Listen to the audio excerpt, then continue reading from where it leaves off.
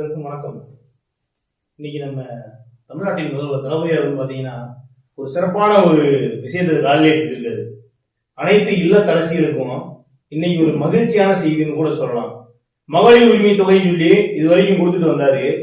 இன்னைக்கு காலையில பாத்தீங்கன்னா 5000 ரூபாய் கொடுத்துருக்காரு. அதாவது இனி வரக்கூடிய 2 மாசத்துக்கு சேர்த்து 3000 ரூபாயாகவும், கோடை காலத்துக்கு ஒரு 2000 ரூபாய் ஒரு சிறப்பு வாய்ந்த ஒரு திட்டமாக கொடுத்து ஒரு 5000 ரூபாய் கொடுத்து இங்க அனைத்து மகளிர் இல்லத்தரசிகளுடைய மனதிலையும் மிகுந்த சந்தோஷத்தை விதைச்சிருக்கிறாரு.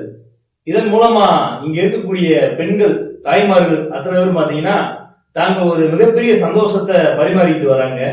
இந்த சந்தோஷங்கிறது நிரந்தரமாக இருக்கணும்னா என்னைக்குமே நம்மளுடைய தலைவர் தளபதியார் அவர்களுடைய கரங்களை நீங்க அனைவரும் வலுப்படுத்தணும்.